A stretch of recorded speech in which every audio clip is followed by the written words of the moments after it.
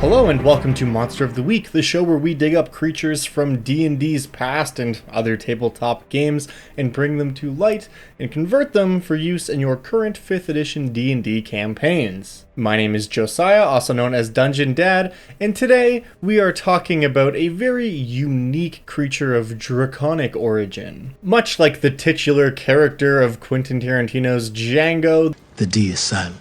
You might be wondering, why start this creature's name with a D at all if we're not going to pronounce it anyways? And well, I don't know, you're right, that's pretty dumb, but the creature itself is pretty cool. We talk about a pretty wide array of dragons here on the channel, especially during these Monster of the Week videos, and there are so many of them out there.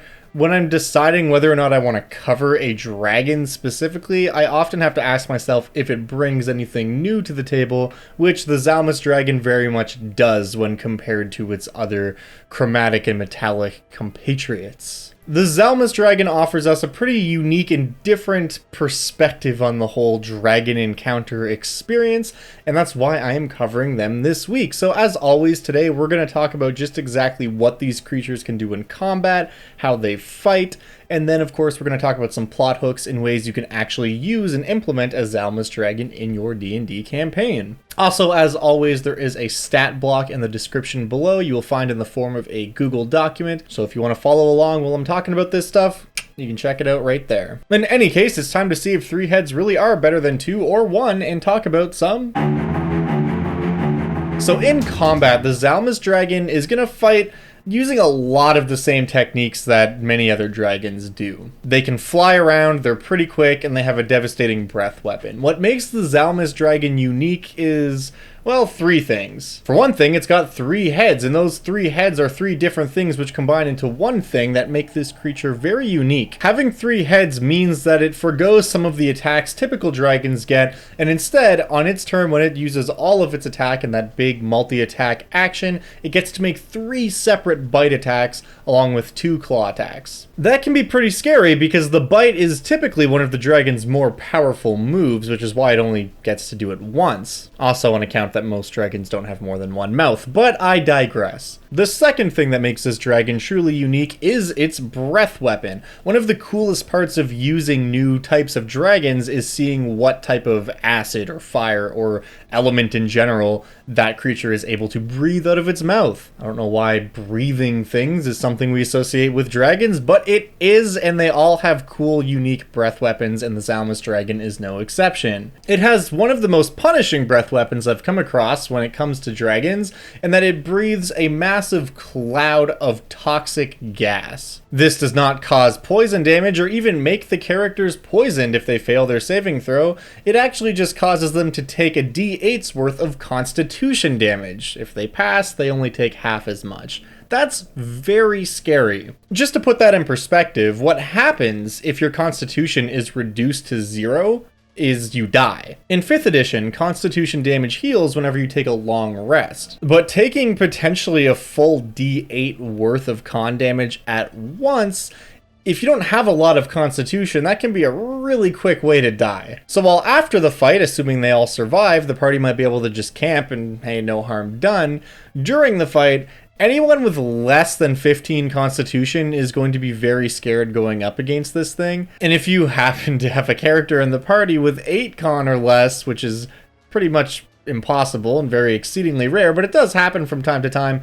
that character is going to be terrified because they could potentially just die in one shot from this thing's breath weapon. And even if they survive the con damage, that's draining away huge chunks of their hit points, which they don't really have the luxury of letting go in a fight with this thing, on account of the 3 aforementioned bite attacks it gets to make. The third major difference with this monster and most other dragons is actually in its legendary actions. It can make a bite attack as a legendary action, and it can detect, meaning it gets to make a perception check as a legendary action, and that kind of stuff is pretty par for the course. But I also gave it a legendary action called Toss. This effectively allows it to attempt to grapple up to 3 creatures that are within 10 feet of it, but it doesn't grapple those creatures for too long because then it immediately hurls them to another space up to 30 feet away, causing them to take some bludgeoning damage. That's just a fun ability to me, that in the middle of combat this dragon might lash out with all its heads and start biffing people around, but it's also very potentially useful because the dragon can kind of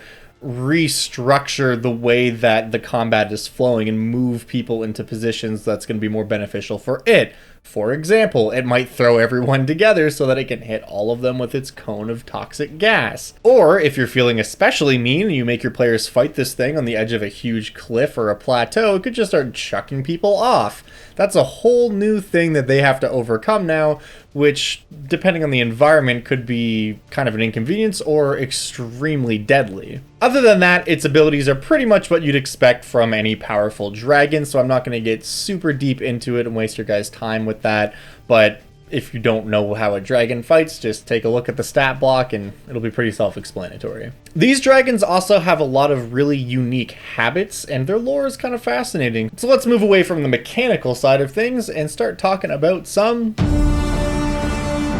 Dzalmus dragons are somewhat of an anomaly when it comes to draconic behavior. They do a lot of things that most dragons don't do, and they don't do a lot of things that most dragons do. For starters, Dzalmus dragons almost never make lairs. They're truly nomadic, and they enjoy roaming the world and just kind of traveling from place to place, staying a while in areas where food is abundant, and then moving on before the season is over. This, of course, goes in direct contrast to what most dragons do, which is find a cool cave and just fill it with tons and tons of cool shit, and then, you know, stay there forever and become a bane on the land. Apparently, in their old age, many Dzalmus dragons do partake in the hoarding nature of many other dragons, but most of them are nomadic for the vast majority of their life. This is very interesting adventure-wise because, I mean, it's not often that you have a dragon just show up. Usually, if you have a powerful dragon in your campaign, their location's been known for a while. Like, everyone just knows at the peak of that mountain far off to the north there's a red dragon that lives there, so we never go out there. The fact that a Dzalmus dragon can just show up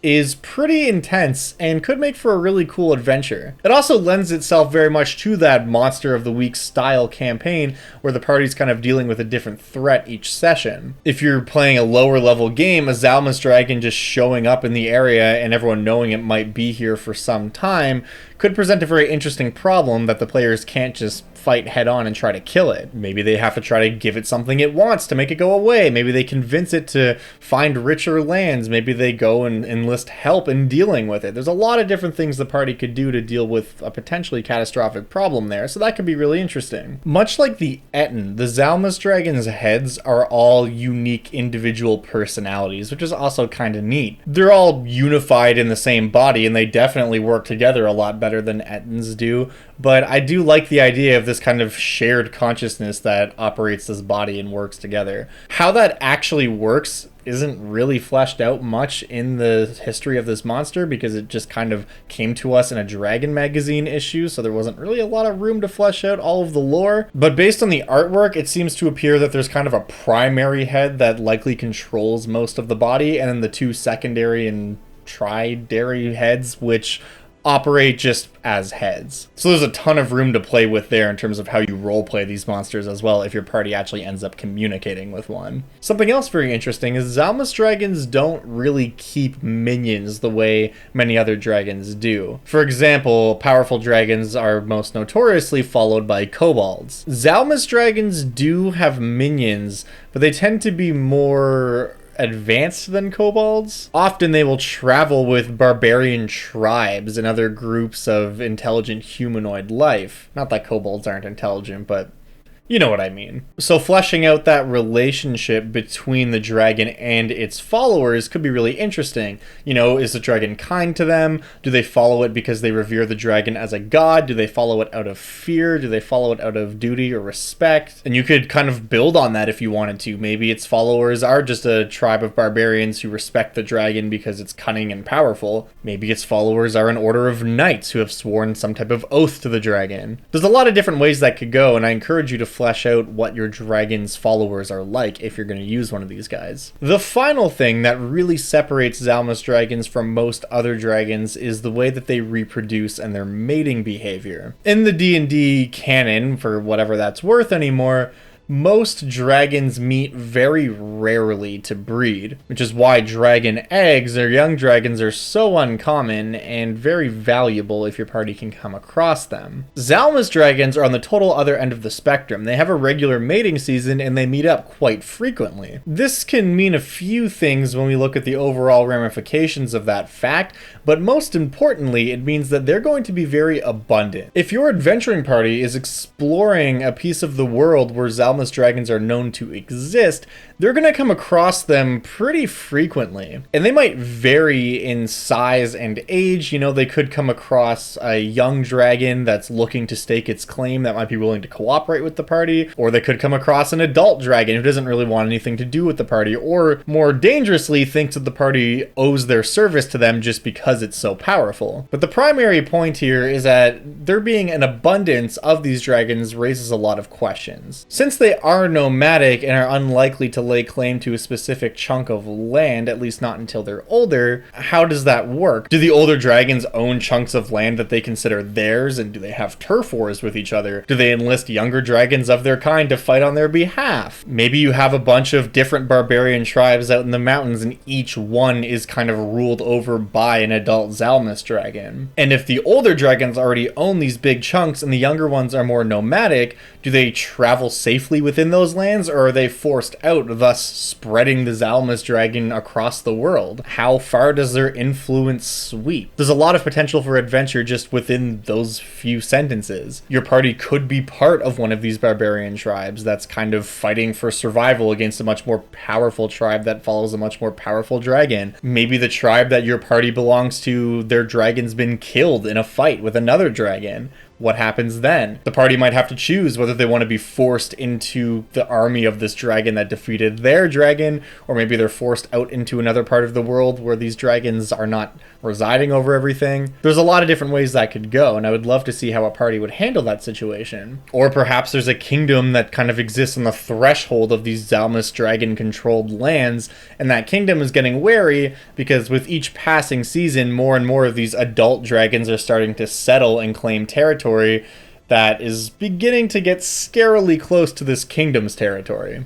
All in all, the Dzalmus dragon just represents a really neat spin on the classical dragon origin and story. And if you're looking for a way to run a dragon that might be a bit different than your typical dragon, the Dzalmus dragon could be the one for you. Plus, it's a huge lizard with 3 heads that breathes toxic gas. What's not to love? In any case, thank you so much for watching. I do appreciate it, and hopefully you found this video helpful and inspiring in some way or another. As I mentioned previously, if you want to use this monster, everything you need to run it is in the stat block, which can be found in the description below. And if you are one of my lovely patrons, of course, the Monster Manual style Patreon stat block is up on the Patreon page. If you like these type of videos and you are not already subscribed, I would encourage you to do so. Hit the like button, leave a comment, tell me about how you want to use these monsters, tell me about other monsters you'd like to see show up on the channel, and who knows, they may just be here in a Monster of the Week very soon. That's all I've got for now, and I'll catch you guys next week with another monster. Until then.